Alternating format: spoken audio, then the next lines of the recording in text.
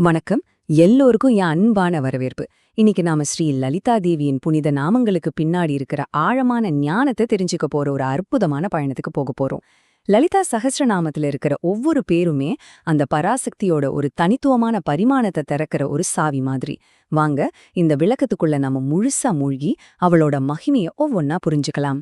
நாம இங்க சும்மா பேர்கள வரிசையா சொல்லிட்டு போக போறதில்ல. அதுக்கு பதிலா அந்த தெய்வீக அன்னையோட 5 முக்கியமான அம்சங்களை நாம ஆராய போறோம்.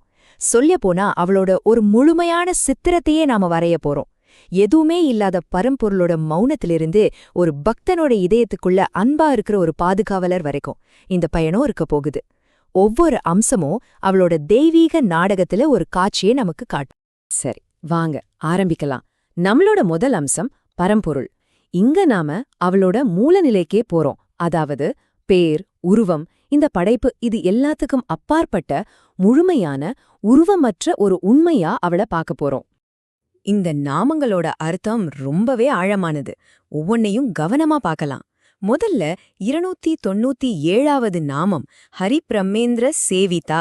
இதுக்கு என்ன அர்த்தம்னா, மகாவிஷ்ணு, பிரம்மா, இந்திரன் மாதிரியான மிக உயர்ந்த தேவர்களே அவளை வணங்குறாங்க. இது அவளோட அதிகாரத்தை, அவளோட உயர்வை காட்டுது. அடுத்தது நாராயணி. அவ நாராயணோட சக்தி, இந்த படைப்புக்கே தாய். இதுலேருந்து என்ன தெரியுது? இந்த படைப்பே அவகிட்ட இருந்து தான் வந்திருக்கு. அடுத்து நாம ரூப விவர்ஜிதா. அதாவது அவ பேரு, உருவம், இது எல்லாத்தையும் கடந்தவள். அவ நிர்குண பிரம்மம்ங்கிறத இது குறிக்குது. கடைசியா ஒரு ஆழமான தத்துவம், ஹேயோபாதேய வர்ஜிதா. அவ சரி, தவறு, ஏத்துக்கிறது, வேண்டான்னு சொல்றது மாதிரியான நம்ம மனசோட இருமைகளுக்கு அப்பாற்பட்டவள். அவ ஒரு முழுமையானவள். அதனால எந்த விதிகளும் அவளை கட்டுப்படுத்தாது. அப்போ இதிலிருந்து நாம என்ன புரிஞ்சுக்கணும்? அவ வெறும் ஒரு தெய்வம் மட்டும் இல்ல, படைக்கிற பிரம்மாவும் காக்கிற விஷ்ணுவுமே வணங்குற மூலப் பரம்பொருள் அவதான். அவளோட உண்மையான இயல்பு உருவமற்றது, முழுமையானது, நம்ம மனசால போடுற எந்த எல்லைகளுக்கும் அப்பாற்பட்டது.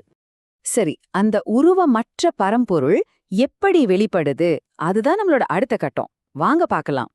இப்போ அந்த உருவமற்ற சக்தி எப்படி முதல்ல ஒளியா பிரபஞ்சத்தோட முதல் அதிர்வா வெளிப்படுதுங்கிறத நாம பார்க்க போறோம். இது ஒரு அற்புதமான ஒரு செயல்முறை.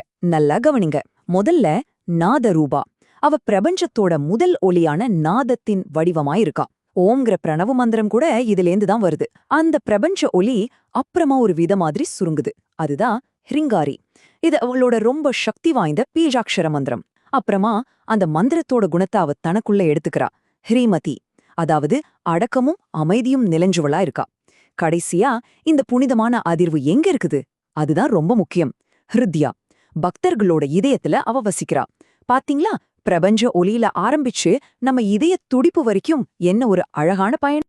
ஓகே, இப்ப அந்த நுட்பமான அதிர்விலிருந்து எல்லா உலகங்களையும் ஆளக்கூடிய அவளோட கம்பீரமான வெளிப்பட்ட வடிவத்துக்கு நம்ம கவனத்தை திருப்புவோம். பிரபஞ்சத்தோட பேரரசியா அவளை பார்க்க போறோம்.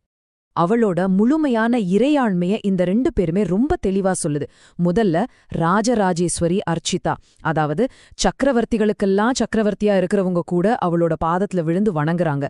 உலகத்துல இருக்கிற அதிகாரத்தை விட தெய்வீக அதிகாரம் எவ்வளவு உயர்ந்ததுன்னு இது காட்டுது. அடுத்து ராஜினி. அவதான் முழுமையான அரசி. ஏன்னா அவ பிரபஞ்சத்தோட பேரரசரான சிவனோட சரிபாதி, அவரோட அர்த்தாங்கி. சக்தி இல்லாம சிவன் இல்ல, அதனால அவதான் மகாராணி. ஆனா அவளோட சக்தி பயமுறுத்துற சக்தி இல்ல, அது வசீகரிக்கிற ஒரு அழகு மூலமா வெளிப்படுது. ரம்யா, அவளோட அழகுக்கு ஈடு இணையே இல்ல, அவ்வளோ வசீகரம்.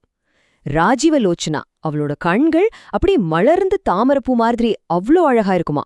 அப்புறம் ராகேந்துவதனா, அவளோட முகம் முழு பௌர்ணமி நிலா மாதிரி களங்கமே இல்லாம அமைதியான ஒரு அழகோட பிரகாசிக்குமா. அவ அன்பாலதான் இருக்கிறாளே தவிர பயத்தால இல்ல. சோ இதுல இருக்கிற முக்கியமான விஷயம் என்னன்னா, அவளோட இறையாண்மை அன்பாலையும் ஒரு ஆழமான ஈர்ப்பாலையும் தான் வருதே தவிர பயத்தால வரல. இதுதான் தெய்வீக சக்தியோட உண்மையான குணம். அது நம்மள கட்டாயப்படுத்தாது, ஆனா வசீகரிக்கும். அடுத்த கட்டம் ரொம்பவே இனிமையானது. இங்க நாம அவள தூய்மையான ஆனந்தமாவும் இந்த பிரபஞ்சத்துல இருக்கிற எல்லா சந்தோஷத்துக்கும் அன்புக்கும் மூலமாவும் பார்க்க போறோம். இந்த பெயர்கள் அவள ஆனந்தத்தோட வடிவமா வர்ணிக்குது. ரஞ்சினி, அவ நம்ம ஆன்மாவுக்கு சந்தோஷத்தை கொடுக்கறவ. ரஸ்யா, இது ரொம்ப அழகான ஒரு சொல். வாழ்க்கையில இருக்கிற எல்லா இனிமையான விஷயங்களோட சாராம்சமா, அதாவது ரசமா அவ இருக்கா. அப்புறம் ரணத்கிங்கினி மேகலா, அவ இனிமையா ஒலிக்கிற மணிகள் இருக்கிற ஒட்டியானம் கொட்டிருப்பாளாம். அவன் நடனமாடும்போது அந்த சத்தம் பிரபஞ்சத்தையே சந்தோஷத்தால நிரப்புமா. அவளோட இருப்பே ஆனந்தந்தான். இப்போ தெய்வீக அன்பை இன்னும் கொஞ்சம் ஆழமா பார்க்கலாம். ரதி ரூபா, அவ படைப்பை இயக்குற பிரபஞ்ச ஈர்ப்பு சக்தியா அன்போட தேவதையான ரதியோட வடிவத்துல இருக்கா.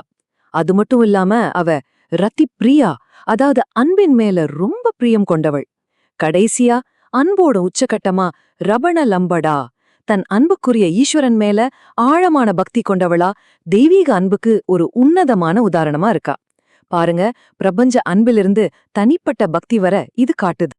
இப்போ நம்ம பயணத்தோட கடைசி கட்டத்துக்கு வந்துட்டோம். இங்க அவளோட தெய்வீக அன்புல இருக்கிற பாதுகாப்பு மற்றும் உக்கிரமான பரிமாணத்தை நம்ம பார்க்க போறோம். இங்க அவளோட கருணையில 2 முகங்களை நாம பாக்குறோம். இது ஒரு அம்மாவோட அன்ப மாதிரி. ஒன்னு ரக்ஷாகிரி, அவ தன்னோட பக்தர்களை ஒரு கவசம் மாதிரி பாதுகாக்கிறா. இன்னொன்னு ராட்சசக்னி, தன் பிள்ளைகளுக்கு ஒரு ஆபத்து வரும்போது தீமையை எதிர்த்து அரக்கர்களை நெருப்பால அழிக்கிற உக்கிரமான தாயா மாறுறா.